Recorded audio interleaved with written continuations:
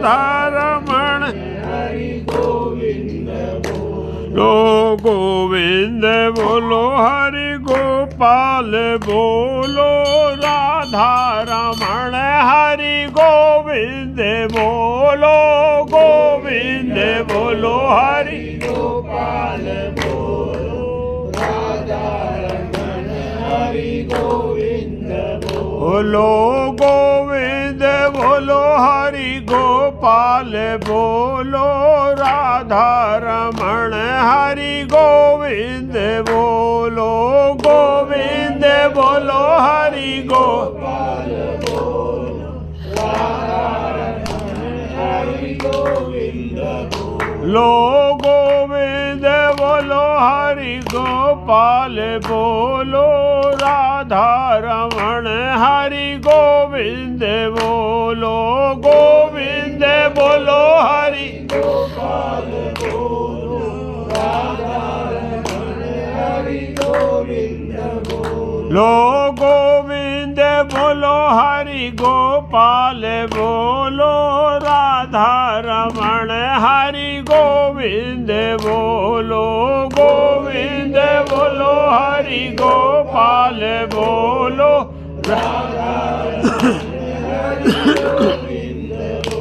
लो गोविंद बोलो हरि गोपाल बोलो राधारमण हरि गोविंद बोलो गोविंद बोलो हरि गोपाल बोलो राधारमण हरि गोविंद बोलो गोविंद बोलो हरि गोपाल बोलो राधारमण हरि गोविंद बोलो गोविंद बोलो हरि गोपाल बोलो राधारमण हरि गोविंद बोलो गोविंद बोलो हरि गोपाल बोलो राधारमण हरि गोविंद बोलो गोविंद बोलो हरि गोपाल बोलो राधारमण हरि गोविंद बोलो। श्री गणेश भगवान की जय, श्री कृष्ण भगवान की जय, राधा महारानी की जय, सियावर रामचंद्र की जय, उमापति महादेव की जय, वृंदावन कृष्ण बलदेव जी की जय, श्री दत्तात्रेय भगवान की जय, पवन सुत हनुमान की जय, बोलो सब संतन की जय। जय सीताराम, हर महादेव। गजाननम भूतगणादिसेवितं कपित्थ जम्बू फलचारु भक्षणम् उमासुतं शोक विनाशकारिकं नमामि विघ्नेश्वर पाद पंकजं, स्वर पाद पंकजं। वासुदेव सुतं देवं कंस चारूणमर्दनं देवकी परमानंदं कृष्णं वंदे जगद्गुरुं, कृष्णं वंदे जगद्गुरुं, कृष्णं वंदे जगद्गुरुं।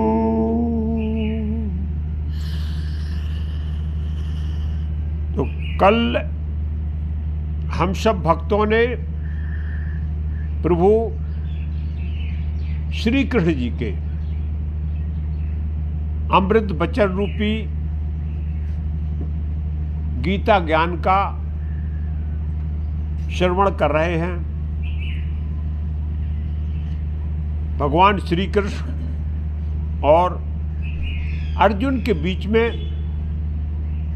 बड़ा ही सुंदर संवाद चल रहा है। गुरु और शिष्य, गुरु अपने दायित्व का निर्वहन कर रहा है कि शिष्य जो अज्ञान में फंसा हुआ है, जिसके हृदय में अज्ञान रूपी अंधकार है, तो वह अपने ज्ञान के द्वारा ज्ञान रूपी दीपक जलाकर उसका अंधकार जो है नष्ट करना चाह रहे हैं। भगवान श्री कृष्ण का भी प्रयास है कि हाँ अर्जुन, ये संसार रूपी संबंधों के मोह में फंस के अपने कर्तव्य दायित्व का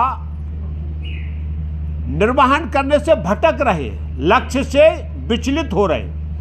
और गुरु का यही काम होता है कि जब शिष्य अपने कर्तव्य दायित्व से भटक जाए, जब वो अपने लक्ष्य को भूल जाए इस संसार की मोह माया में, क्योंकि ये भगवान की माया बड़ी विचित्र है, इससे अच्छे अच्छे ज्ञानी पार नहीं पा सकते। तो उस समय हमको गुरु की परम आवश्यकता होती है। और यहाँ भगवान श्री कृष्ण भी इसी हिसाब से अपने शिष्य मित्र हैं अर्जुन को जो है ज्ञान दे रहे हैं कि ये मानव तन मिला है, ये जीवन यात्रा है। इस जीवन यात्रा का मुख्य उद्देश्य जो है मोक्ष को प्राप्त करना है। और आप अपने लक्ष्य को मत भूलो और अपने कर्तव्य दायित्व का निर्वहन भली भांति पूरी निडरता के साथ, पूरी साहस के साथ और पूरे कौशल के साथ क्या करो? युद्ध करो, युद्ध करो। ये बार बार युद्ध क्या है? ये संसार जो है पूरा युद्ध भूमि है, यही कुरुक्षेत्र है। और इसमें हम सब जो है योद्धा नायक हैं, जिसको जो युद्ध करने के लिए मिला है। युद्ध का मतलब है कर्तव्य दायित्व। तो कर्तव्य दायित्व का निर्वहन हमको नियत कर्मों के साथ करना है। यही जो है गीता का ज्ञान है। नियत कर्मों के साथ अपने कर्तव्य दायित्व का निर्वहन करें, आपको मोक्ष प्राप्त हो जाएगा और मानव तन मिलने का जो लक्ष्य है ये इसकी पूर्ति हो जाएगी। अन्यथा इस समय चूक गए तो फिर कब ये अवसर मिलेगा, ये ईश्वर की कृपा के ऊपर निर्धारित है। क्योंकि जन्म मरण का बंधन है, नाना प्रकार की योनियों में जीव को भटकना पड़ता है और एक बार बड़े मुश्किल से मौका मिलता है, मानव तन मिला है। इसके लिए भगवान की शरणागति करके, भगवान की भक्ति करके, भगवान का आराधन कीर्तन करके, नियत कर्मों को करते हुए हमको मोक्ष को प्राप्त करना है। यही लक्ष्य पे हमको केंद्रित रह के अपनी जीवन यात्रा को पूरा करना है। इस प्रकार से भगवान श्री कृष्ण जो है बार बार अर्जुन के माध्यम से पूरे संसार को एक ज्ञान दे रहे हैं। इसीलिए भगवान श्री कृष्ण को जगत गुरु कहा गया, क्योंकि वो पूरे संसार को ज्ञान दे रहे कि भाई आपको कैसे जीवन जीना है, ये जीवन यात्रा को कैसे कैसे कौन कौन से संसाधनों से हम पार उतर सकते हैं। क्योंकि ये भवसागर बड़ा कठिन है और इसमें यदि भटक गए तो इसी में भटकते रहेंगे, फिर भगवान का द्वार नहीं मिल सकता। इसीलिए भगवान ने गीता रूपी ज्ञान दिया है। हम सबका सौभाग्य है कि भगवान की कृपा से हम सब इस गीता के ज्ञान को श्रवण कर रहे हैं और हम सबका प्रयास होना चाहिए कि इसको जीवन में जितना धारण हो जाए, हमें अपने कर्तव्य दायित्व का ज्ञान हो जाए। ये भी भगवान की कृपा होती है, लेकिन प्रयास जो है जीव का होता है। क्योंकि हमको जो है भगवान ने बौद्धिक क्षमता दी है, ज्ञान और विवेक दिया है। और जब तक विवेक है आपके पास तो विवेक का इस्तेमाल सही जगह करें, शुभ कर्मों में करें, जिससे हमको मोक्ष प्राप्त हो जाए। तो इसी बात का कल हम सब ने जो है एक अध्याय हो चुका। भगवान श्री कृष्ण के सामने जब अर्जुन विषाद में दिखाई देते हैं तो विषाद के रूप का संबंधों का जो है मोह, यही अज्ञानता है। तो भगवान श्री कृष्ण ने अध्याय 2 में जो है ज्ञान योग, कर्मयोग, स्थिर बुद्धि और दृढ़ संकल्प के साथ ज्ञान देने का प्रयास किया। एक माध्यम नहीं बताए, कई माध्यम से जो है शिष्य गुरु का प्रयास भी यही होता है, किसी न किसी रूप में शिष्य को जो है दिव्य दर्शन कराया जाए ज्ञान का। तो ऐसे भगवान श्री कृष्ण ने एक रास्ता नहीं बोले, जो आपको सुलभ लगे, जो आपको अच्छा लगे, जैसे आप कर सकते हो, लेकिन आपको ये 4 रास्ता जो बताए इनमें से एक रास्ते को जरूर पकड़ना है, तभी आप मोक्ष की बात करें। बकाया संसार में ठीक है, आप ज्ञान योग से जाना चाहें ज्ञान योग को पकड़ लें, कर्मयोग से जाना चाहें कर्मयोग को पकड़ लें, भक्ति योग से जाना चाहें भक्ति योग से पकड़ लें, और भक्ति योग के बाद आपका जो है अष्टांग योग है, इससे भी आप जो है भगवान के द्वार को और मोक्ष के साधन है ये। बकाया शुभ कर्म आपको जो है अच्छी जगह पहुंचा सकते जन्म मरण के लेकिन ये जन्म मरण के बंधन से नहीं काट सकते। जब तक कर्म को कर्मयोग नहीं बनाओगे तब तक आप मोक्ष को प्राप्त नहीं कर सकते। यही है, इसीलिए बार बार इस बात पे जो कर्म अच्छे करोगे, आप पुण्य कर रहे, धर्म कर रहे, संसार में आपके सिवाय परोपकार के आपने कुछ नहीं किया, आप धर्मात्मा हैं। लेकिन धर्मात्मा का काम ये होगा कि बाद में आप जो है दिव्य पुरुष बन के फिर से धर्मात्मा, राज सत्ता मिलेगी, नाना प्रकार के सुख मिलेंगे, लेकिन इस भूधरा पे ही वो सुख भोगने को मिलेंगे। लेकिन वो सुख तब भोग पाओगे जब आप 9 महीने माँ के गर्भ में नर्क भोग के जीवात्मा को प्रकट होना पड़ता, बगैर उसके नहीं, कोई डायरेक्ट सीधा नहीं है, क्योंकि वो भोगने के बाद ही आपको सुख। और उस बंधन से निपटने का केवल ये योग बताया कि आप जो है ज्ञान योग से, कर्म योग से, भक्ति योग से या अष्टांग योग से इन सब बंधन से मुक्त हो जाओ, क्योंकि ये संसार केवल स्वप्निक है, सुख नहीं इसमें, ये दुखालय इसका नाम ही है, इसमें दुखों के अलावा कोई दूसरी चीज नहीं है। संसार में जो भी भगवान ने दिया है, दांत हमको दिए थे चना चबाने के लिए, भगवान ने आते आते खींच लिया, उनमें दर्द हो रहा, वो टूट गए हैं, अब खाने के लिए मोहताज हो रहे। क्या बात बताओ, अब कैसे भाई, थोड़े दिन सुख दिया फिर बाद में क्यों छीन लिए? ज्ञान इंद्रियां दिया आनंद सुख भोगने के लिए, धीरे धीरे भगवान क्या कर ले रहा है? तो ये दुखाला है, इससे मुक्त होना ये जो है केवल जो है स्वप्निक सुख है। जैसे स्वप्न में हमको सबको आनंद आता है ना, कोई हमको स्वप्न में सुख मिल रहा तो क्या होता है, कोई आनंद आ रहा है कि भाई हम कोई अच्छी चीज खा रहे, जबकि कुछ नहीं हो रहा, लेकिन स्वप्न में हमको उसका महसूस हो रहा है कि हम अच्छी चीज खा रहे तो हमको आनंद आ रहा है। ऐसे ही संसार में जो थोड़े बहुत देर के लिए कोई अच्छी अनुभूति हो रही, उससे मेरे को लगता है कि हम आनंद की महसूस कर रहे हैं, हमको आनंद आ रहा है। लेकिन ये आनंद जो है स्वप्निक है, जब तक स्वप्न में थे तब तक उस आनंद को महसूस किए, जग गए तो वो आनंद खत्म हो गए। ऐसे ही संसार में जब आप जग जाएंगे तो ये लगेगा ये तो पूरा संसार असत था, ये सुख कोई सुख नहीं था। वास्तविक सुख तो जो है भगवान की शरणागति है, भगवान का दरबार है, भगवान का जो है की शरणागति है, वही वास्तविक सुख है। तो वास्तविक सुख का प्राप्त करने का आपको प्रयास करना है। बकाया इस संसार में आना जाना, और इसमें यदि चाहे सोने की जंजीर से बंधो तो भी बंधन है, और लोहे की जंजीर से बंधो तो भी बंधन है। बंधन आखिरकार बंधन होता है, और इन दोनों बंधनों को काटने के लिए आपके पास जो है ऐसा कर्म करो उस जिस कर्म से मैं भगवान से जुड़ जाएं, परम पिता से जुड़ जाएं, बस वही कर्म हमको मोक्ष पे पहुंचा सकता है। एक कृष्ण बार बार अर्जुन को ज्ञान दे रहे हैं कि देखो यही है। तो अभी यहाँ कृष्ण ने बोला कि भाई ये ज्ञान तुम क्या समझ रहे हो, सामान्य है क्या? अब हम सब चौथे अध्याय में प्रवेश कर गए, तो इसमें क्या है, कर्मयोग का कि ज्ञान के बारे में भगवान श्री कृष्ण बता रहे हैं कि भाई ये ज्ञान अभी का नहीं है, ये आदि है और अनंत है और ये सनातन है, ये कभी खत्म होने वाला नहीं है। ये ज्ञान मैंने सूर्य भगवान को दिया था, सूर्य भगवान ने पीढ़ी दर पीढ़ी ये अपने संतान को दिया, विवस्वान मनु हुए, मनु ने अपने इक्ष्वाकु वंश में अपने पुत्रों को दिया, और पुत्र से ये ज्ञान जो है अवतरित होते आ रहा है।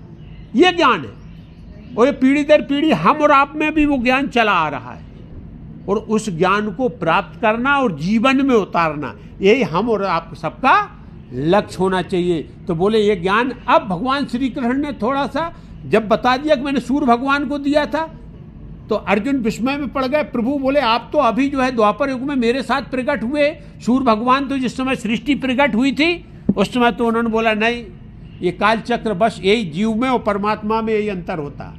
आत्मा और परमात्मा में क्या यही अंतर है। आत्मा जो है अपना केवल एक ही काल जो वर्तमान जी रहा वो उसी को उसकी याददाश्त रहती। भगवान ने ऐसी माया बनाई है, यदि संसार में हमको जब से जन्म लिया और अभी तक की याददाश्त यदि बनी होती तो हम पागल हो जाते। आज से कल की याद नहीं रहती, मैंने कल क्या खाना खाया, वो यदि ये अपने आप डिलीट ना होती हो तो हम जब से जिए हम पता नहीं कितने प्रकार की ईर्षा, अहंकार, मतलब पूरा यदि बना रहता, ये भगवान यदि विलुप्त नहीं करते, ये माया का स्वरूप नहीं होता, वो सब चीज़ें याद बनी रहती तो जीना ही मुश्किल हो जाता, फिर हम आगे बढ़ ही नहीं सकते थे। तो इसलिए भगवान ने नैसर्गिक बनाया है कि आपकी जो है याददाश्त को वो प्रभाव के रूप से धीरे धीरे सब खत्म होती रहती। और बोले अर्जुन ये तो इसमें युग में है, आपका अभी जन्म हुआ है, इसके बाद जितने भी जन्म हुए वो आपको याद नहीं, लेकिन मेरे को सब कुछ याद है। मैं लीला के लिए प्रारंभ से लेके अभी तक हर बार भक्तों को प्रसन्न करने के लिए, धर्म की रक्षा करने के लिए, राक्षसों का विनाश करने के लिए मैं प्राकट होता रहता हूँ, यही लीला है। और लेकिन मैं अपनी किसी भी लीला को, किसी भी जन को कभी नहीं भूला। जो जब सृष्टि को प्रकट किया था उस समय भी मैं था और आज भी मैं तुम्हारे साथ हूं। उस समय मैंने सूर्य भगवान को जो ज्ञान दिया था वो ज्ञान अविरत चला रहा, लेकिन उस ज्ञान का जब क्या होता है, विलुप्त होने लगता है, तब मेरे को लीला करने के लिए प्रकट होना पड़ता है। इसीलिए भगवान श्री कृष्ण बोल रहा है कि उसी ज्ञान को मैं दिव्य करने के लिए, उसी ज्ञान का प्रकाश रूपी दीपक जलाने के लिए मैं प्रकट हुआ हूँ ये द्वापर में, और तुम्हारा सारथी बन के इस युद्ध भूमि में एक कर्म क्षेत्र का ज्ञान तुमको प्रदान कर रहा हूँ, जिससे संसार पूरा इस ज्ञान का क्या करे, अनुसरण करे, इस ज्ञान को समझे। यही जो दिव्य, तो बोले इसके लिए आप ये मत भूलिए, ये दिव्य ज्ञान है और इसको आप धारण करो। कैसे धारण करो? क्योंकि ये आपने अकेले धारण नहीं किए हो, ये पुरखे दर पुरखे धारण करते आए हैं। आपसे भी पहले महापुरुष हो गए बहुत बड़े, उन्होंने भी इस ज्ञान को धारण करके मोक्ष को प्राप्त किया है, और आप भी इस ज्ञान को धारण करके मोक्ष को प्राप्त हो सकते हो। मेरा केवल अवतार इसलिए होता है कि धर्म जो है इस भूधरा पे जीवंत बना रहे, अधर्म को नाश करने के लिए, धर्म को जीवंत रखने के लिए, राक्षसों का विनाश करने के लिए और भक्तों को प्रसन्न करने के लिए, भक्तों में आनंद बना रहे, इसी चीज को ध्यान में रखते हुए तो कल अपन यहां तक कथा का जो है विस्तार सुन चुके थे। अभी आपका जो है भगवान श्री कृष्ण से बोलते हैं, हे अर्जुन, मेरे जन्म और कर्म दिव्य हैं। इस प्रकार जो कोई वास्तविक स्वरूप से मुझे जानता है वह शरीर को त्याग कर संसार में फिर से जन्म को प्राप्त नहीं होता, बल्कि मुझे अर्थात मेरे सनातन धाम को प्राप्त होता है। यहाँ भगवान श्री कृष्ण बोल रहा है कि मेरा जो अवतार है वो दिव्य हैं, अलौकिक हैं और अद्भुत हैं, और उनके जो जान लेता है, बस जिसको उस बात का ज्ञान हो गया कि भगवान दिव्य हैं, अलौकिक हैं, और उस ज्ञान का यदि एक बार ज्ञान हो गया फिर उसको इस जन्म मरण के बंधन से अपने आप मुक्त हो जाता है। सीधी सीधी है कि भगवान के चमत्कार को जान लेना, भगवान की कथा भागवत को समझ लेना, हर चीज में भगवान की लीलाओं का वर्णन दिया गया है, और लीलाओं को हमने यदि समझ लिया कि भगवान परम सत्य हैं, ये पूरी भूधरा जो है सब ये क्या है, पूरा ब्रह्मांड ये सब असत्य है, यही भगवान की लीला है कि भगवान हर बार प्रकट होते। बोले ऐसा यदि ज्ञान हो जाता है तो फिर वो क्या करता है, जीवात्मा मेरे में जो है ध्यान लगा देता और वो एकाकार होके और हमारे धाम को प्राप्त हो जाता है। इसीलिए ये तू समझ, जो मैं ज्ञान दे रहा हूं ये सामान्य ज्ञान नहीं है। अर्जुन को इस प्रकार से बोला है। फिर बोले देखो भाई, क्या त्यागना पड़ता भगवान को प्राप्त करने के लिए? आसक्ति। पहली बात बताई है कि यदि भगवान को आपको प्राप्त करना है तो संसार से आसक्ति त्याग देना है। दूसरा, किसी भी अभय हो जाना है, भगवान की शरणागति। भाई यदि आप राजा के शरण में आ गए तो फिर आपको किससे डर है, आप बताओ? संसार और को राजा, भाई राजतंत्र में राजा की आप शरण में हो तो किसी से, तो बोले हम परमात्मा की शरण में आप आ जाने के बाद आप अभय हो जाओ, भय छोड़ दो। भय नहीं होना किसी भी बात का, काल का, इसका कोई भय नहीं, क्योंकि आपने भगवान की शरणागति। और क्रोध नहीं होना, क्योंकि जब आप कामनाओं को त्याग कर दोगे तो क्रोध आने की जरूरत नहीं, और जब तक काम के आप अधीन बने रहो तब तक आपको क्रोध बना रहेगा। तो बोले एक तो संसार से आसक्ति त्याग दो, दूसरा संसार का भय त्याग दो। भय क्या है? ये जन्म मरण वाला, यही भय बंधन से मुक्त हो जाओ। आपको अभी कुछ नहीं, जब भगवान की शरण ले लिए। वो तीसरा, क्रोध से मुक्त होके जो आदमी शुद्ध आत्मा से, आत्मा आपकी पवित्र और शुद्ध जब हो जाएगी, आप मेरी शरणागति प्राप्त कर लो। बस मनुष्य क्या होता है, इसी पवित्र भाव से जब तप करते हुए, मतलब भक्ति करते हुए, आराधन कीर्तन करते हुए मेरी शरणागति प्राप्त कर लेता, मैं उसको जो है क्या कर देता हूँ, इस संसार से मुक्त कर देता हूँ, और वो जन्म मरण के बंधन से मुक्त हो जाता है और वो मेरे में एकाकार हो जाता है। तो इसलिए मैं अर्जुन आपको बार बार, अब आपको दोबारा जन्म ना लेना पड़े, क्योंकि मेरे जन्म मेरे को याद है, तुमको याद नहीं है। इसलिए आप अपने कर्म को करो जो मैं कर्म बता रहा हूँ, जिससे तुम इस कर्म क्षेत्र से मुक्त हो जाओ। इस प्रकार से बोलते, फिर बोलते, हे प्रथापुत्र, जो मनुष्य जिस भाव से मेरी शरण ग्रहण करते हैं मैं भी उसी भाव के अनुरूप उनको फल देता हूँ। प्रत्येक मनुष्य सभी प्रकार से मेरे ही पथ का अनुगमन करता। भगवान बोले, बहुत बड़ी बात बताई यहां भगवान ने, भाव की बात बताई है कि जिस भाव से मेरे को भजता है, मैं उसी भाव से उसको फलाभूति करता हूं। ये संसार भी मेरा बनाया हुआ, और जबकि मैं संसार को भोगने के लिए मना कर रहा हूं, लेकिन संसार बनाया है तो भगवान का ही है, इसमें भी विचरण करना है। और मोक्ष पद के लिए मेरा भी दरबार में मेरे द्वारा तैयार किया गया। तो ये पूरी सृष्टि मेरे द्वारा रची गई है, और पूरे जीव मेरे ही जो बनाए हुए पथ का ही अनुसरण करते, क्योंकि और तो किसी ने बनाया नहीं। लेकिन और उस जीव की हम भाव को देख के फिर उसको फल देते। अब भगवान की शरण में आप गए और भगवान का अनुन्नय विनय किया, आराधन कीर्तन कर रहे, अनुष्ठान कर रहे, भक्ति कर रहे, यज्ञ कर रहे, हवन कर रहे, तपस्या कर रहे, एक पैर पे आप खड़े हो, लेकिन आपके अंदर भाव क्या है कि भगवान इस संसार में मेरे को ऐसी उपलब्धि प्राप्त हो जाए। तो हम यदि उसने किया है तो मैं प्रसन्न हो जाता हूं, उसको उस भाव से वैसी उस उपलब्धि प्राप्त करा देता हूं।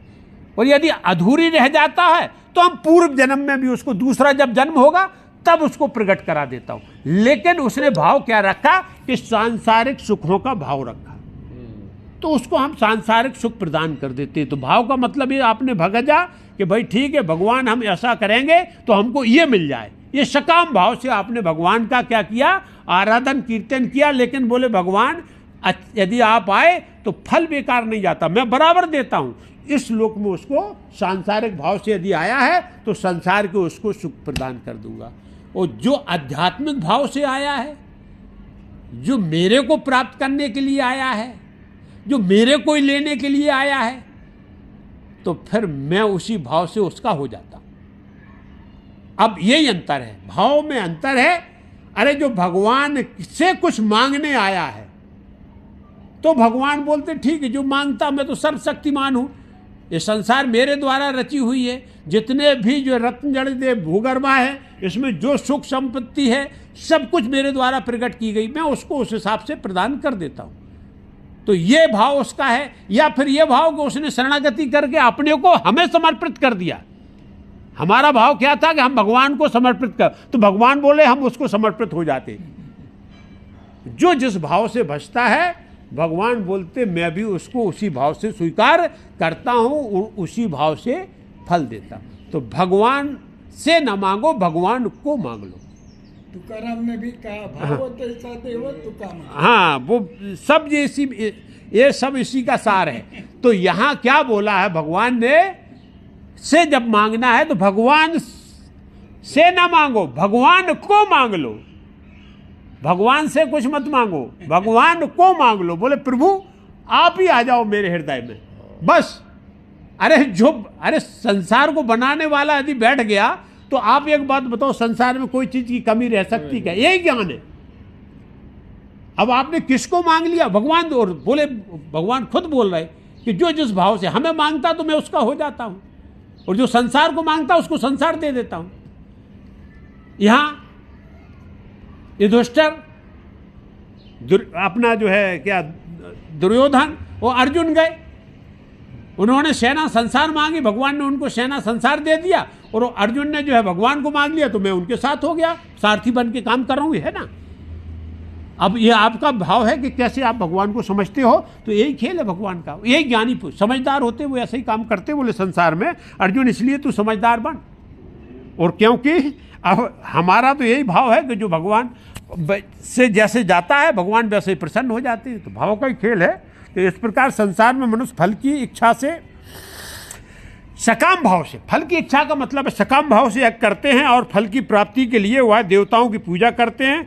उन मनुष्यों को उन कर्मों का फल इसी संसार में निश्चित रूप से शीघ्र प्राप्त होता है। जो भगवान बहुत यहाँ गीता में स्पष्ट उन्होंने बोला है कि आप ऐसा मत चिंता मत करो। यदि सकाम भाव से भी आप जो है हमारी पूजा का करने का मतलब, जैसे आप जिस भी देव की पूजा कर रहे हैं वो पूजा भगवान की पूजा है, क्योंकि हर देव को जो शक्तियां दी गई हैं वो भगवान के द्वारा ही उनको प्रदत्त, और भगवान की शक्तियों से ही वो जो है अपने भक्तों को देते हैं।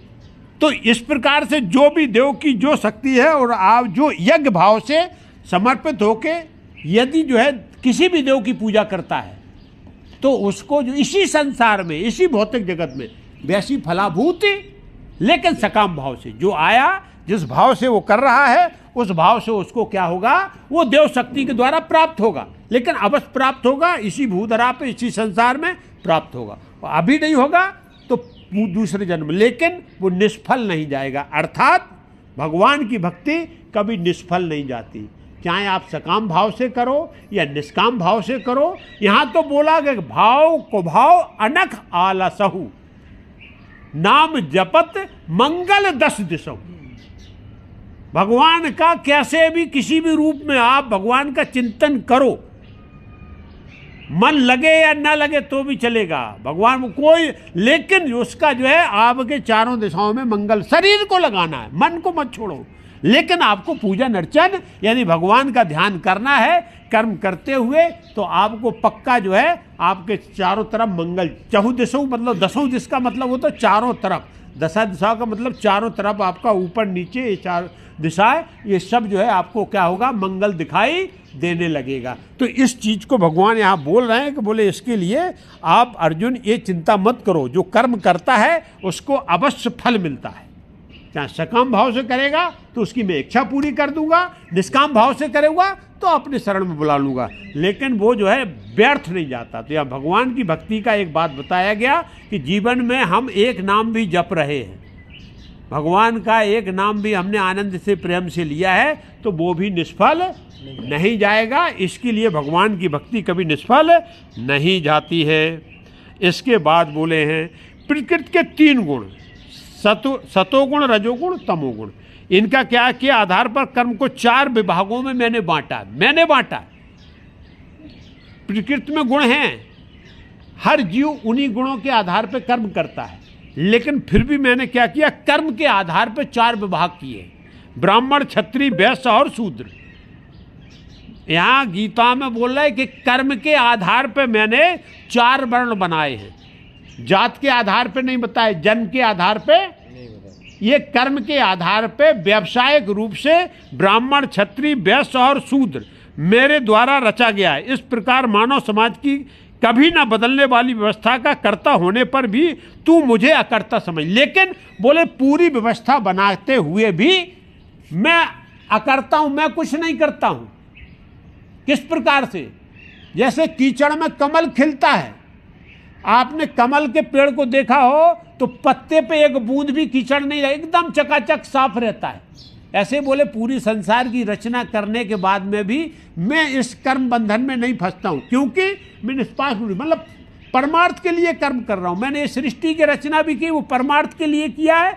और जो ये कर्म क्षेत्र कि क्षत्रिय, ब्राह्मण, शूद्र और इनका भी रचना की, ये सब रचनाएं मैं की, समाज की पूरी व्यवस्था की, लेकिन मेरे ऊपर समाज कर्म मेरे ऊपर हावी नहीं होता, हम कर्म के ऊपर हावी रहते, इसलिए मेरे ऊपर कर्म बंधन लागू नहीं होता है। अब इस भाव से यदि आप भी कर्म करोगे तो आपके ऊपर भी कर्म बंधन लागू नहीं होगा। कैसे, कर्म के फल में मेरी आसक्ति न होने के कारण कर्म मेरे लिए बंधन उत्पत्ति नहीं करते। बोले मैं संसार की पूरी रचना की, लेकिन मेरे को संसार से कुछ चाहिए, इसलिए मेरे ऊपर कर्म बंधन लागू। आप कर्म करोगे, फल की इच्छा करोगे और फल उससे आपको चाहिए, तो फिर आप कर्म बंधन में बंधने वाले हो। पेड़ लगाया, पेड़ बड़ा हो गया, आप रात दिन देखते कब इसमें फल लगेगा, कब इसमें फल लगेगा, कब मेरे को खाने को, ये कर्म बंधन है। हम हर समय चिंतित रहते हैं, क्यों? क्योंकि मेरे को खाने की उसकी इच्छा है, और ये इच्छा हो कि पेड़ मैंने लगा दिया, कोई भी खाए, मेरे को क्या लेना देना, पेड़ बड़ा हो गया, जब उसका समय होगा कालांतर में नैसर्गिक है, फल लगेगा उसमें, हमें क्यों? लेकिन भाव मेरा ये होना चाहिए कि उसको फल की नहीं, वो ठीक मेरा काम था, पेड़ लगा दिया, फल जो है जब लगेगा तब खाएंगे लोग बाग। लेकिन मेरे मानसिक चिंता क्या हो जाती है, हम क्यों सोचते हैं कि जब हम सकाम भाव से जब फल की इच्छा के साथ कर्म करते हैं तो हम उस कर्म बंधन से बंध जाते हैं कि मैंने ऐसा काम किया, अब इसका परिणाम क्यों नहीं आ रहा, अरे यार मैंने ये किया था, इसका रिजल्ट क्यों नहीं आ रहा, ये किया था तो इसका रिजल्ट क्यों नहीं, अरे कर्म अच्छा कर्म किया तो उसका रिजल्ट आएगा, आपको चिंता करने की जरूरत है। लेकिन ये भाव मेरे को पहले से धारण करना पड़ता है। यदि ये भाव, ये कृष्ण जी ये बोल रहा है कि मैंने सृष्टि रची ये पूरा, लेकिन मैंने उससे कोई जो है लगाव नहीं रखा कि वहाँ हम सृष्टि में जो है पेड़ पौधे लगा रहे तो उनके फल मेरे को खाने को मिलेगा। वो सब आपके लिए जो सृष्टि प्रकट की, पूरा संसार जो बनाया, पंच महाभूत बनाए, ये पंच महाभूत ब्रह्मांड के ही जितने भी जीव जंतु उनको वही उपयोग कर रहे हैं, वो जीवन में उसका उपभोग कर रहे हैं। भगवान को कुछ नहीं चाहिए वो, इसलिए मेरे ऊपर कोई कर्म बंधन लागू नहीं होता है। ये भगवान यहाँ बार बार कृष्ण जी को यही बोल रहे हैं कि कर्म करो, किससे? फल की इच्छा त्याग के करो। इस प्रकार से जो मनुष्य जान लेता, उस मनुष्य के कर्म भी उसके लिए कभी कर्म बंधन नहीं उत्पन्न करते। बस यही है, यदि ये ज्ञान हो गया कि कर्म करना मेरा दायित्व है, मेरे को पुरुष बनाया, मेरे को मनुष्य बनाया, तो पुरुष का क्या पुरुषत्व है, क्या दायित्व है, उस दायित्व को करना मेरा काम है। बस फल देना भगवान का काम है। उस फल में हमारा मन ना लगे, हम फल में आसक्त ना हो, तो वो कर्म हमको कभी जीवन में बांधता नहीं है, वो मेरी चिंता का कारण नहीं बनता है। क्योंकि ये सृष्टि भगवान बोल रहा है, इसका नैसर्गिक नियम है। यदि आप फसल बोओगे, बीज उसमें सही तरीके से डाला है, तो उसकी फसल ऊपर उकरने वाली, आपको परेशान होने की जरूरत नहीं है। तो ये परेशानी से मुक्त होना हो। संसार में यही हमारी अशांति का, मन जो अशांत रहता है उसका बड़ा कारण ये होता है कि हम कर्म के बंधन में रहते, कि मैंने ऐसा कर दिया तो ऐसा क्यों नहीं हो रहा, ऐसा कर दिया तो ऐसा क्यों नहीं हो रहा, और इसी में हम जो है मन मेरा अशांत रहता और हर समय हम क्या रहते, परेशान रहते। तो इसके लिए भगवान श्री कृष्ण बोल रहे कि बोले कर्म बंधन का कारण केवल हमारी जो है वो इच्छाएं हैं। हम कर्म के प्रति आसक्त होते हैं क्योंकि उस कर्म से हमको क्या है, सकाम भाव से कर्म करते हैं। मेरी फल की इच्छा होती है और फल के कारण हम उसमें बंधे रहते हैं और फिर मेरा जो है मन शांत नहीं होता है। इसलिए बोले जो कर्म सामने आया है उसको कर्तव्य दायित्व करके करते रहो और आगे बढ़ते रहो। अच्छा, अब बोल रहे कृष्ण बोल रहे बोले कोई तू ही नहीं कर रहा, ये अर्जुन से बोल रहे हैं कि तुमको ये कर्म करने के लिए मैं नहीं बोल रहा हूं। क्या सुनो, पूर्व समय में भी सभी प्रकार के कर्म बंधन से मुक्त होने की इच्छा वाले मनुष्यों ने मेरी इस दिव्य प्रकृति को समझकर कर्तव्य कर्म करके मोक्ष को प्राप्त किया। इसके पहले भी बड़े बड़े महापुरुष हो गए, बड़े बड़े दिव्य पुरुष हो गए, उन्होंने भी मेरे इस ज्ञान को धारण करके कर्म के फल की इच्छा को छोड़ के उससे विरक्त होके और कर्म को किया है मेरे में स्थित होके, मेरे भाव में स्थित होके, तो वो जो है मोक्ष को प्राप्त हुए हैं। इसलिए कोई अकेला तू नहीं है इसमें। संसार में बोले जब से सृष्टि बनी है तब से महापुरुष हो रहे हैं, तब से दिव्य पुरुष हो रहे हैं, और इस प्रकार के कर्म बंधन से मुक्त होने वाले बहुत से लोग हैं जिन्होंने कर्म बंधन में कभी नहीं बंधे, क्योंकि उन्होंने जो है कभी फल की इच्छा नहीं की। कर्म अपना कर्तव्य दायित्व समझकर परमार्थ के रूप में स्वार्थ को त्याग के किया है, वो मोक्ष को प्राप्त हुए हैं। तो इसलिए तू उनका भी अनुसरण कर, तू पता कर, तो तू भी जो है इस कर्म बंधन से मुक्त हो जाएगा। मोह में मत पड़, क्योंकि कृष्ण जो जी इसलिए समझा रहे कि अर्जुन परिणाम को देख रहे कि युद्ध होने के बाद क्या होगा। वो बोले तुम्हारा काम नहीं है, वो परिणाम जो है भगवान देख लेगा, तुम्हारा काम है कर्म करना और उसको आप भली भांति कर। फिर बोले इसलिए तू भी उन्हीं का अनुसरण करके अपने कर्तव्य का पालन कर। इसलिए हे कृष्ण जी बोल रहे, हे पार्थ, उन्हीं का अनुसरण कर, अपने इतिहास को पढ़, अपने पूर्वजों को देख, आप अपने बाप दादा को देख, वो जो है पूरा इतिहास है कुरुवंश का। सब लोग कर्म करते आए हुए हैं और कर्म करके हुए उन्होंने भी मोक्ष को प्राप्त किया है, इसलिए उनका अनुसरण करते हुए तुम भी करो। हम सब भी जो है ये संसार सृष्टि जब से चली है, हमारा भी बहुत बड़ा पूर्वजों का इतिहास है। उनके कर्म को, उनके तपस्या को ध्यान में रखते हुए हमको भी कर्म वैसे ही करते जाना है। अब हमारे पास दोनों प्रकार के इतिहास हैं। जिनने कर्म बंधन के साथ कर्म किया वो संसार में अशांत रहे, परेशान रहे और यही भटकते रहे, और जो मोक्ष को प्राप्त किए उनका भी मेरे सामने इतिहास है। तो उनको हम ध्यान करके कि भाई उन्होंने जो कर्म से विमुक्त होके जो कर्म किया है, कर्म बंधन में वो नहीं बंधे, वो जो है मोक्ष को प्राप्त हो गए। तो उनका आज इतिहास जो है हमारे आपके सामने है। इसके लिए हमको कर्म अपने पूर्वजों का भी ध्यान करते हुए, उनके भी कर्तव्य को ध्यान में करते हुए नाना प्रकार का इतिहास है। तो अर्जुन उनको देख और तू अपने कर्म को कर। कर्म क्या है और अकर्म क्या है, इस विषय में बड़े बड़े बुद्धिमान मनुष्य भी मोहग्रस्त रहते हैं। इसलिए उन कर्म को मैं तुझे भली भांति समझाकर कहूँगा, जिसे जानकर तू संसार के कर्म बंधन से मुक्त हो जाएगा। यहाँ भगवान श्री कृष्ण अब ये बताने जा रहे हैं कि अभी तक कर्म की बात हो रही है, तो कर्म क्या है, अकर्म क्या है। जब तक इसका ज्ञान यदि एक बार हो जाए तो फिर हम कर्म बंधन में नहीं बनते। और ये बार बार इस बात को बोला जा रहा है कि जो नियत कर्म है वही मेरे को करना है। तो नियत कर्म जो वेद पुराणों में जो व्याख्यान होता आया है वही सब जो है हमको क्या करते हैं, वही कर्म है हमारे। लेकिन कर्म के बाद अकर्म बताया। अकर्म क्या है? फिर बोले विकर्म क्या है। तो इनको यदि ज्ञान हो जाए तो फिर हम इस कर्म बंधन में नहीं बंधेंगे। इसको भगवान श्री कृष्ण बोल रहा है, सुनो, कर्म को समझना चाहिए तथा अकर्म को भी समझना चाहिए और विकर्म को भी समझना चाहिए, क्योंकि कर्म की सूक्ष्मता को समझना अत्यधिक कठिन। ये कर्म को जान जाना ही सबसे कठिन, मतलब ज्ञान इससे बड़ा कोई संसार में नहीं है। जो जीव अपने कर्म को जान जाए, जो मानव अपने कर्म को जान जाए, बस वही सबसे बड़ा ज्ञानी है। लेकिन बड़ी सूक्ष्म, बहुत ही सूक्ष्म है कि कौन सा कर्म हमको करना चाहिए, कौन सा नहीं करना। अब 3 बातें आई, कर्म आया, अकर्म आया और विकर्म आया। कर्म वेद युक्त, वेदों में जो कर्म करने के लिए मानव को अनुमति दी गई है, वेद युक्त कर्म करने को बोलते कर्म। अकर्म वेदों में बताए गए कर्म को निष्काम भाव से करें, वो होता है अकर्म। और वेद रहित, वेद निषिद्ध, वेदों में जिस कर्म को निषिद्ध किया गया, नहीं करना चाहिए, उसको बोलते विकर्म। और विकर्म का विदूषित रूप है दुष्कर्म। मतलब जो दुष्कर्म है वो विकर्म का ही विदूषित रूप है, जो मतलब जो है वो दंडात्मक कार्रवाई के लिए होता है। अब ये आपके कर्म सब सामने हो जाते हैं। कर्म करना मतलब संसार में जो वेद में जो मानव के लिए बताया गया है कि आपने मानव तन लिया है, आप मानव हैं, स्त्री हैं या पुरुष हैं, स्त्री का क्या कर्म है, पुरुष का क्या कर्म है, ये वेदों में पहले से वर्णित है। वेद के बाद बार बार उस बात को बोला जा रहा है कि वेद से आपका ज्ञान कहाँ आया, पुराणों में आया, पुराणों से ज्ञान कहाँ आया, संतवाणी में आया, संतवाणी से ज्ञान कहाँ आया, नाना प्रकार के हमारे जो साहित्य है उनमें आया, शास्त्रों में ज्ञान आया, और उसके बाद हमारे समाज में वो ज्ञान आया।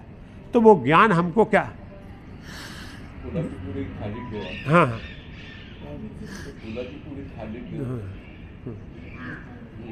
नीचे रख दो उसको, ठीक है। हाँ। तो इस प्रकार से आपको कर्म, अकर्म और विकर्म 3 चीजों के ज्ञान हो गया। आप जब भी बात होगी अकर्म की तो निष्काम भाव से कर्म अकर्म होता है। कर्म जब भी बोला जाए तो वेद युक्त कर्म, जिसको नियत कर्म भी बोलते हैं। और जहाँ विकर्म बोला जाए वो वेद निषिद्ध कर्म है कि यदि आप विकर्म कर रहे हो तो वेदों में उसके लिए मनाही की गई है, और वो काम आप कर रहे हो तो वो क्या दंडात्मक है, ये शुभ फल देने वाला है। तीनों कर्म हो गए, कर्म करोगे तो शुभ फल मिलेगा, और अकर्म करोगे तो मोक्ष मिलेगी, और यदि विकर्म करोगे तो दंड मिलेगा। ये 3 विधान से 3 कर्म हैं। उनके विदूषित रूप अलग अलग हैं, लेकिन इसमें जो है इनको ही भगवान श्री कृष्ण आगे बता रहे हैं। अब बोले कर्म को अकर्म आप कैसे बना सकते हो? क्या है? जो मनुष्य कर्म में अकर्म, शरीर को करता न समझकर आत्मा को करता देखता है, और जो मनुष्य अकर्म में कर्म, आत्मा को करता न समझकर पृथ्वी को करता देखता है, वह मनुष्य में बुद्धिमान है, और वह मनुष्य समस्त कर्मों को करते हुए भी सांसारिक कर्म फलों से मुक्त रहता है। यहाँ बोले कर्म आप कर रहे हो, केवल आपको भाव बदलना है, वो ही कर्म आपका क्या हो जाएगा, अकर्म बन जाएगा। यदि आपने स्वयं कर्ता मान के और कर्म कर रहे हो, भाई जो कुछ हूँ मैं हूँ, मेरे द्वारा एक कर्म किया जा रहा है, वो कर्म आपका है, अच्छा कर रहे हो, आप दान कर रहे हो। सबसे बढ़िया उदाहरण दान का, दान कर रहे हो, लेकिन आप क्या सोच रहे हो कि मैं दान कर रहा हूँ, ये दान मेरे द्वारा किया जा रहा है, अच्छा कर्म है। कर्म है, वेदों ने बताया कि आप दान करो, पुण्य करो। आप किसी की सहायता कर रहे, किसी को मदद कर रहे, कोई अच्छा काम करके पुण्य कर रहे हो, दान कर रहे हो, तो आप क्या है। लेकिन यहाँ आपका यदि ये भाव है कि ये दान मैं कर रहा हूँ, ये दान मेरे द्वारा किया जा रहा, मैं अपनी संपत्ति से दान कर रहा हूँ, क्योंकि हमको इसका शुभ फल प्राप्त होगा, क्योंकि दान करूंगा तो क्यों वेदों में लिखा हुआ है कि दान करोगे तो उसका शुभ फल मिलेगा। दान करने से आपको क्या मिलेगा? स्वर्ग मिलेगा। दान करने से आपको अच्छा जो है जीवन मिलेगा। दान करने से भगवान की कृपा प्राप्त होगी। और यदि इसी को आपने, अब ये कर्म था, और यदि ये अकर्म बनाना है तो इस कर्म को केवल भाव चेंज करना है। क्या? कि ये कर्म जो है हम किसकी प्रेरणा से कर रहे हैं? परम पिता परमेश्वर की प्रेरणा से कर रहे हैं। भगवान ने इस कर्म करने के लिए मेरे अंदर सद्बुद्धि, दान करने की बुद्धि से प्रेरित किया है। और भगवान की ये कृपा हुई कि मेरे को दान करने का उन्होंने सबसे उपयुक्त साधन बनाया। मेरे को पसंद किया है कि आपके हाथ से दान कराया जाए। तो हम भगवान के द्वारा प्रेरित बुद्धि से, भगवान ने हमको साधन बना के, कृपा से हमको साधन बनाया, और मैं भगवान की संपत्ति को ही दान कर रहा हूं, क्योंकि आपका कुछ नहीं है संसार में।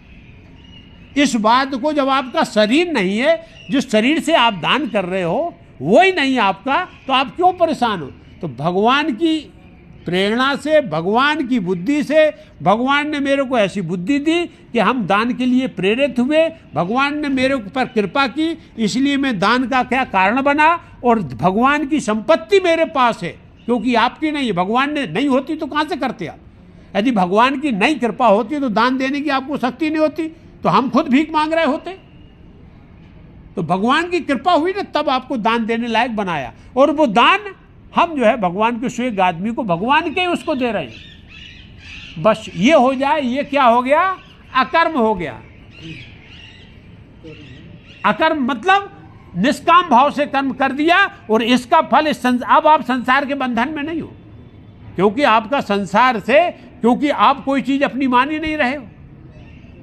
और जब नहीं मान रहे तो आप मुक्त हो गए, और मान रहे हो तो बोले हमने दान किया है, और दान करने के बाद हमको स्वर्ग मिलेगा, अच्छा स्थान मिलेगा, दूसरा दिव्य जन्म मिलेगा, अच्छी हमको जो है संतति मिलेगी, नाना प्रकार की अपेक्षाएं।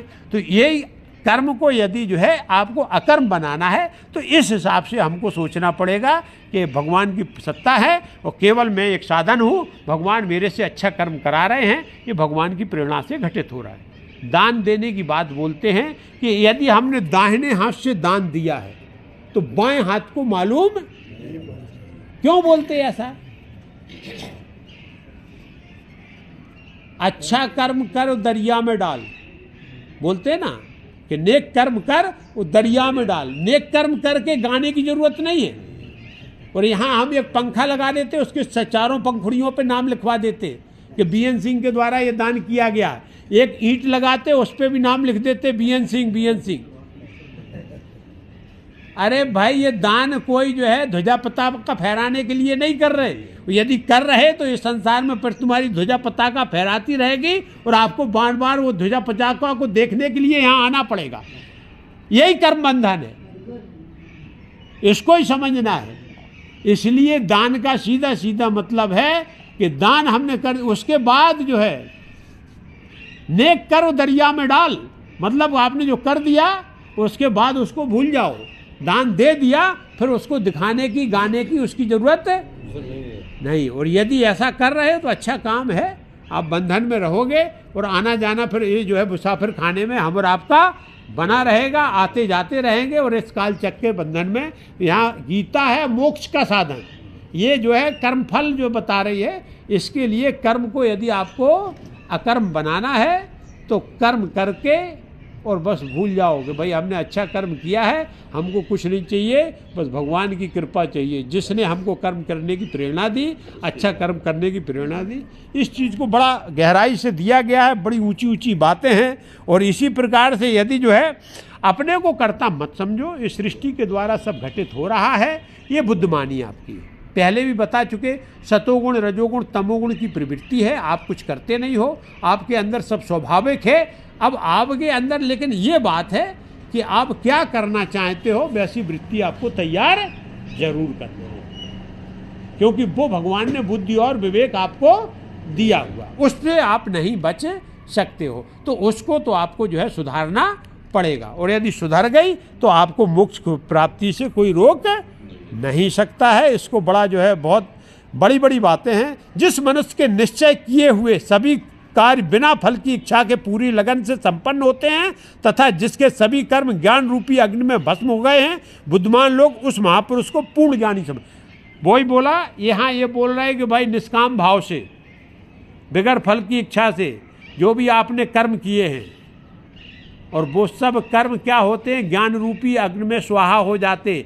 जैसे हम जो है अग्निदेव में जो भी हविष्य प्रदान करते हैं वो सब स्वाहा जल के और देवत्व को प्राप्त हो जाता है। ऐसे ही आप अपने सब कर्म फल जो है वो यदि आपको ज्ञान रूप प्रकट हो गया है, यदि आपने निष्काम भाव से किया, फल की इच्छा को किए, तो वो सब उस ज्ञान रूपी अग्नि में सब भस्म हो जाएंगे, और भस्म हो जाएंगे तो आपका बंधन कट जाएगा, बंधन कट जाएगा तो मोक्ष को प्राप्त हो जाओगे। नहीं सोने की जंजीर और लोहे की जंजीर, अच्छा काम किया बहुत बढ़िया शुभ फल मिलेगा, सोने की जंजीर में बंधे रहोगे, लेकिन बंधन तो बंधन है, और बुरा किया है तो लोहे की जंजीर में। मतलब सोना और लोहा, इस दोनों लोभ लालच में इस संसार में आपको फिर आना पड़ेगा। तो इसलिए ध्यान करना है कि कर्म का जो वो फल है वो निश्चित मिलेगा और उसको भोगना भी पड़ेगा, और इनसे यदि भोग से बचना है, इनको यदि जलाना है, तो निष्काम भाव से कर्म करो और नेकी कर दरिया में डाल वाला जो है हिसाब किताब रखो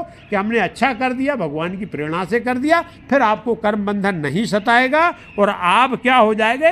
ये लोग पूर्ण ज्ञानी हैं। संसार में मानव तन मिलने के बाद में ये ज्ञान हो गया कि हम भगवान के साधन मात्र हैं, जो कुछ भगवान अच्छा करा रहे हैं भगवान की प्रेरणा से हो रहा है, हम कुछ नहीं हैं, हम कुछ नहीं कर रहे। लेकिन ये भाव आना बड़ा मुश्किल होता है, क्योंकि हम थोड़ा भी कुछ कर दिया, अरे कुछ न लाए हो न लेके जाओगे, फिर बोलते कि हम तो जो है अरबपति करो, हमने इतना दान दे दिया।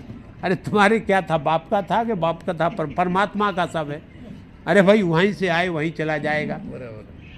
हम रोज बोलते तेरा तुझको अर्पण, क्या लागे मेरा। यदि ये जीवन में ज्ञान हो जाएगा भगवान का था तो उसको ही दे दिया गया, जहाँ जाए ठीक है, केवल एक साधन मात्र है। ये ज्ञान जो है होना जरूरी है, तो जीवन हम क्या हो जा सकते हैं, धन्य हो सकता हो जीवन हमारा।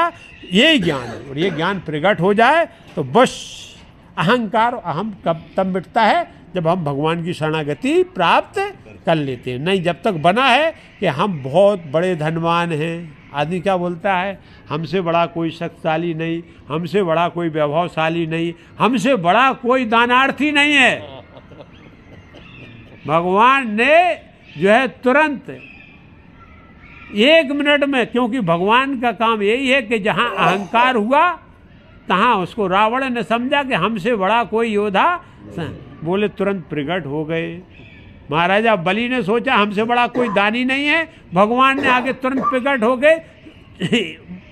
मामूली से बामन रूप में आके 3 पग नाप लिया तो बलि को सर मस्तक नीचे झुकाना पड़ा।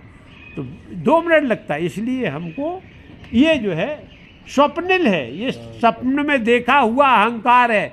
जैसे स्वप्न की दुनिया जगने के बाद खत्म हो जाती है, ऐसे ये जागृत दुनिया भी एक बार भगवान का प्रकट हो गया सब खत्म हो जाती है, ये भी स्वप्न रूप में हो जाता है। इसलिए हम अहंकार सब यहीं रखा रह जाएगा।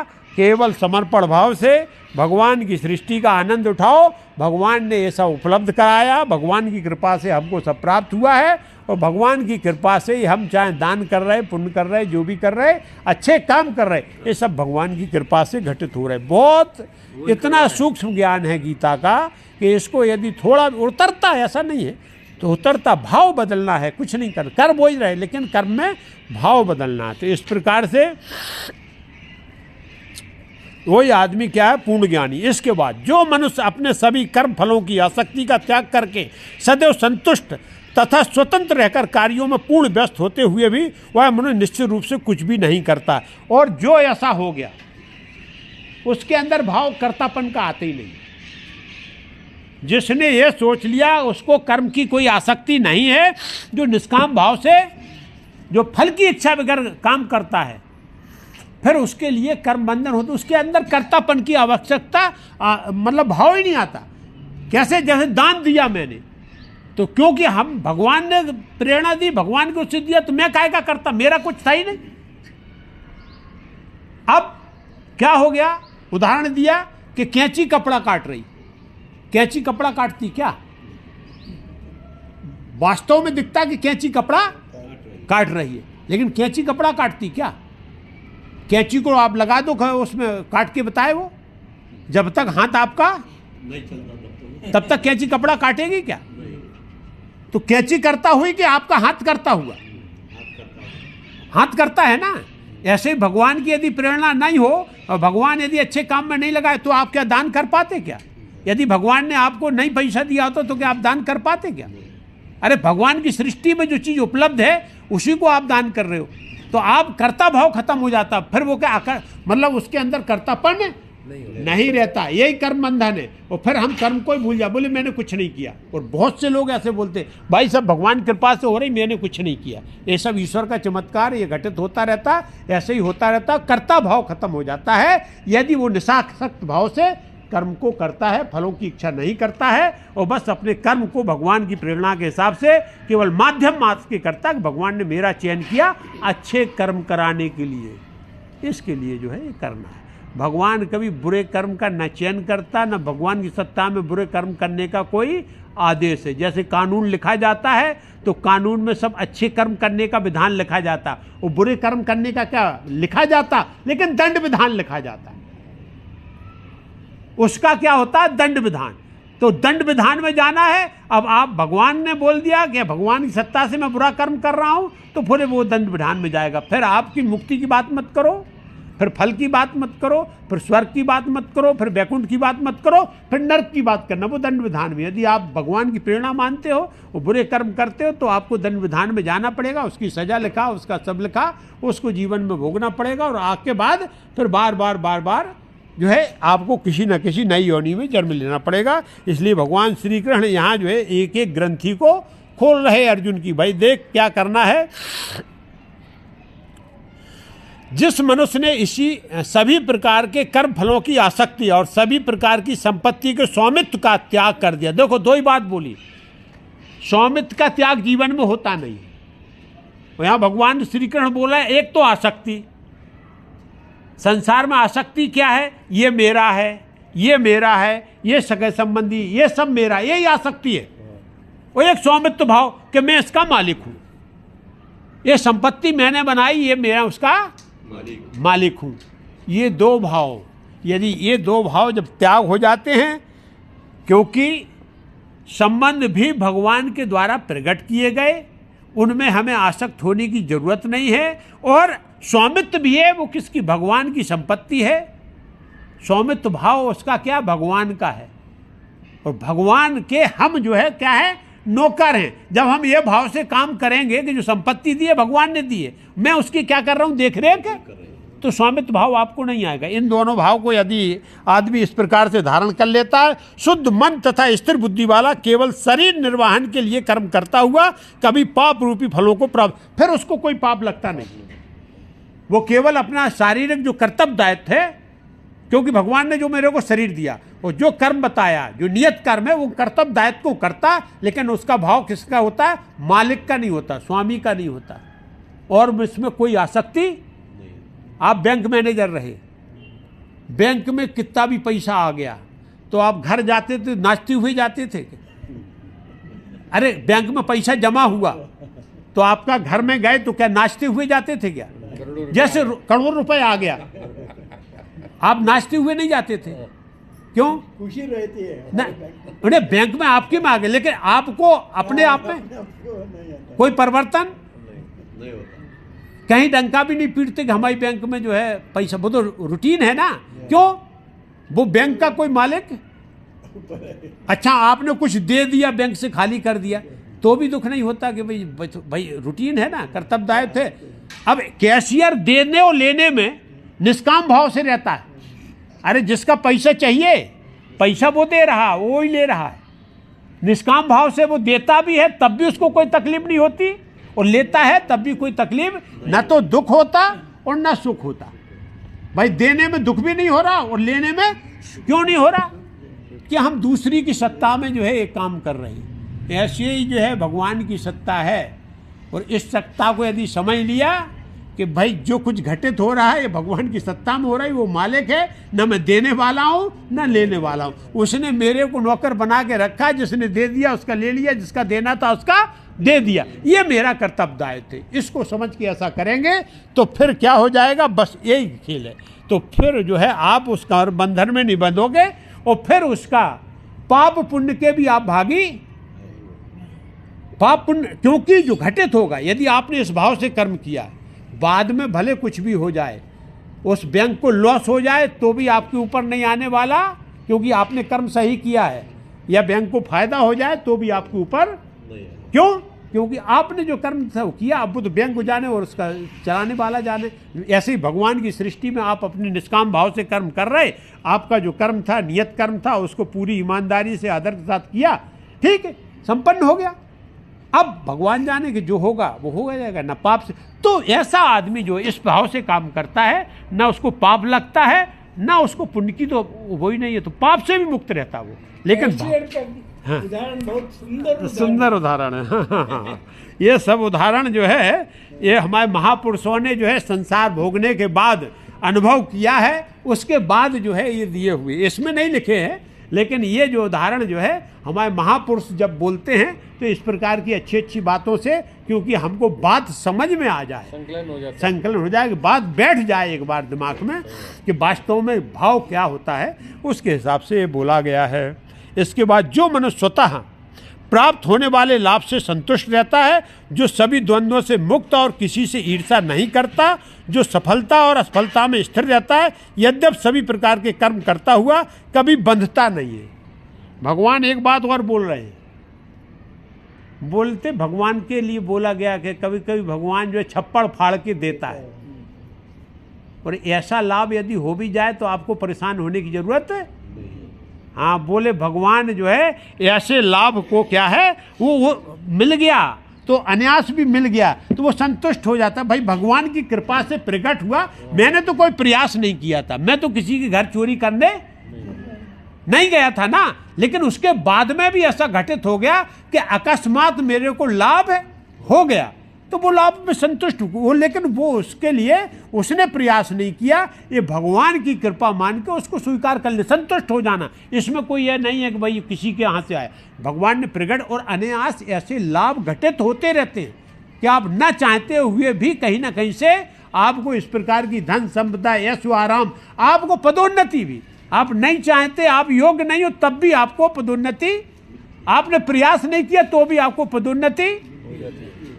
ऐसे ही किसान खेत बीज बोता है, दो किसान एक साथ, आप तो चमत्कार है, ये भगवान का है।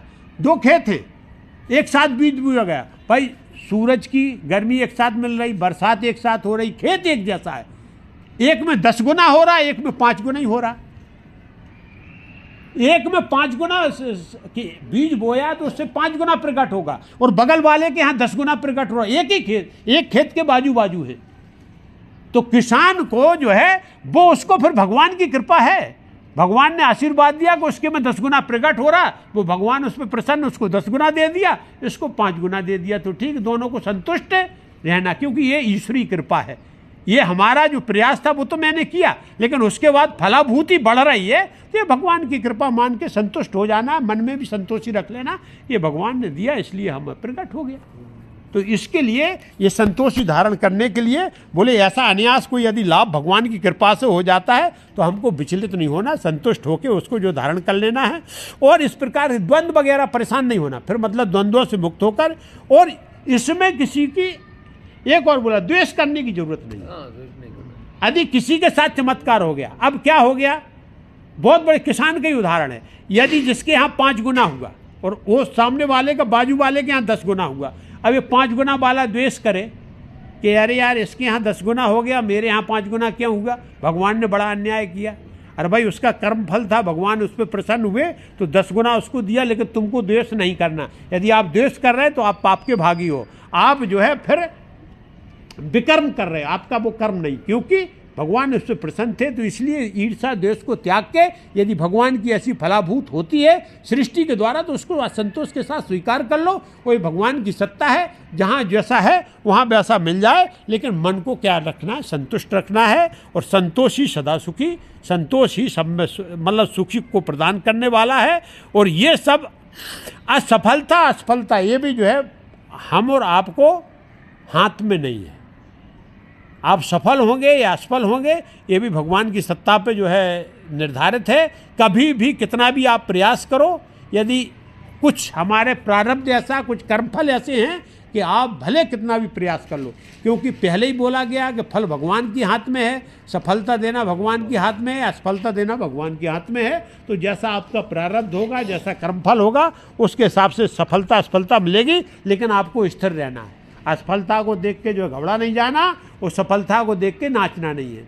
दोनों को स्वीकार करते हुए जीवन की यात्रा को उसी हिसाब से प्रारंभ रखना है। ये स्थिर बुद्धि वाले का काम है। जो कुछ घटित हुआ ये ईश्वर की कृपा थी, लेकिन मेरे को अपना पथ छोड़ना नहीं है। असफलता को देख के डरना नहीं है और सफलता को देख के नाचना नहीं है। दोनों चीज़ों को आप जो है स्वीकार करो कि भगवान की सत्ता में ऐसा हुआ है।